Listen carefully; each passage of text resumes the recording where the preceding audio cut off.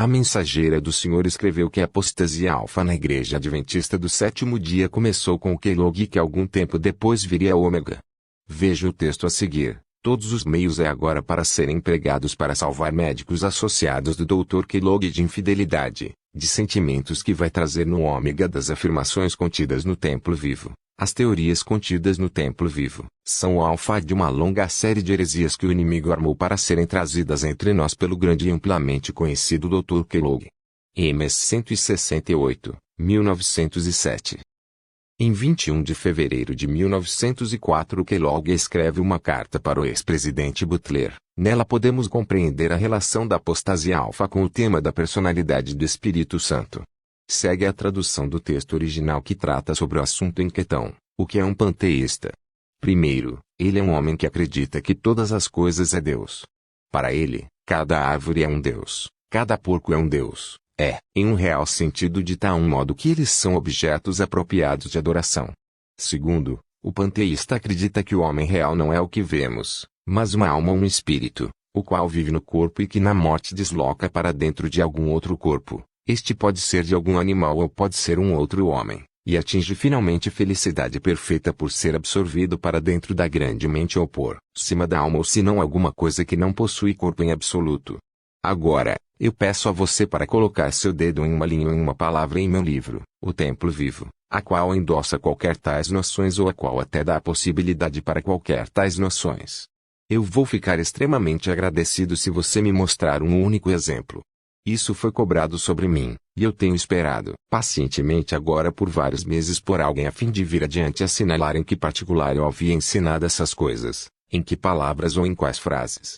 Por causa da paz e a fim de que eu não podia fazer mal para aqueles a quem eu respeito e aqueles em quem acredito, eu tenho permanecido quieto enquanto ideias erradas a respeito de mim e de meu trabalho têm sido amplamente divulgadas. E eu agora não, proponho fazer tomar qualquer curso diferente nesta matéria.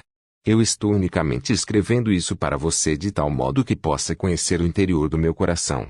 Eu abomino o panteísmo tanto quanto você faz.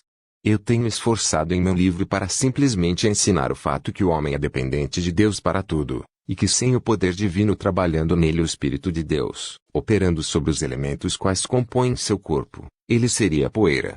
Deus, a fonte de todos os semelhantes, é a vida do homem, isso é, o Espírito de Deus é a vida do homem. Você encontrará a declaração clara disso no prefácio do Templo Vivo na 3ª página. Eu tenho também relatado claramente no prefácio de O Templo Vivo que minha inteira discussão relaciona apenas a operação do Espírito de Deus no corpo, no sentido fisiológico. Agora, aqueles que dizem que eu estou em erro nisto devem vir adiante e apresentar alguma teoria pela qual eles possam tornar compreensível as maravilhosas manifestações de poder criativo e inteligência no interior do corpo, transcendendo ao longe a inteligência humana e inteiramente para além dos limites da vontade humana. Eu tenho esperando por alguém para fazer isso. Eu disse reverentemente que a vida humana depende momentaneamente dos cuidados de Deus, que o homem não é autoexistente, mas que cada homem foi criado por Deus e mantido por Deus, e quando doente é curado por Deus. Eu acredito que este Espírito de Deus seja uma personalidade, você não. Mas isto é puramente uma questão de definição.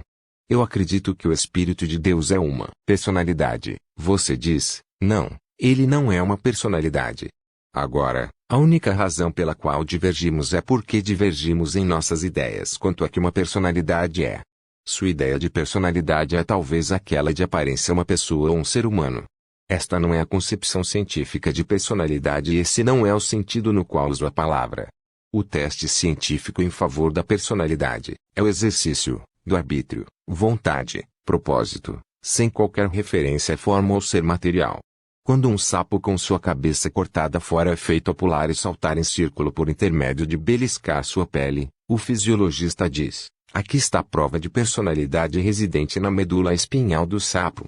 Na mesma maneira eu afirmo, quando eu vejo uma manifestação de inteligência na árvore, na flor, no corpo humano, esse não é o resultado da operação do cérebro humano. Aqui está uma evidência do trabalho de uma personalidade a qual é independente do homem e a qual está acima do homem. A qual é mais sábia e maior, a qual tem poder para criar, poder para manter, poder para restaurar. Eu não estou sozinho nessa maneira de pensar, cada cientista que é um cristão é compelido a pensar da mesma maneira. O mesmo não pode estudar a anatomia e fisiologia do corpo humano sem ser dirigido a aceitar os fatos os quais são trazidos à sua atenção continuamente como evidência do poder de um Deus sempre presente. A irmã White tem claramente tomado a mesma posição com referência a esse assunto a qual eu tenho tomado. Você encontrará isto, em seu pequeno trabalho sobre educação, nos capítulos Deus na Natureza e Ciência Bíblia. Você encontrará tudo isto de um lado a outro no desejo de todas as nações e patriarcas e profetas. O livro da Sra. Henry apresenta os mesmos pontos de vista que eu apresento no Templo Vivo, só muito mais enfaticamente. Ao dizer que estas coisas não são verdadeiras, ao chamá-las de panteístas e espiritualistas e amontoar outros títulos oprobriosos, nesses pontos vistas não faz mudar os fatos. Eu não sou um panteísta, eu não sou espiritualista. Não possuo nada em comum com os ensinamentos desses ismos. Eu acredito na Bíblia, eu acredito em Deus. Eu acredito no Senhor Jesus Cristo como a única esperança de salvação. Eu acredito em todas as doutrinas fundamentais da religião cristã. Eu acredito na mensagem do terceiro anjo. Eu acredito que o movimento de saúde é uma parte dela e eu tenho gasto toda a minha vida trabalhando para ela, e eu espero em gastar o resto da minha vida trabalhando para ela. Se os homens quem tem estado trabalhando por meio dela, e quem tem às vezes pregado e praticado os orifícios da mensagem, e às vezes unicamente parte dela, vierem ao ponto aonde eles querer me vomitar para fora, tudo certo, eles podem me expulsar para fora de sua máquina, mas eles não podem me separar do Senhor o qual eu conheço e é qual. Esse é parte da tradução da carta em que ele trata do assunto da personalidade do Espírito Santo. Para ter acesso à carta na íntegra original em inglês, entrar no site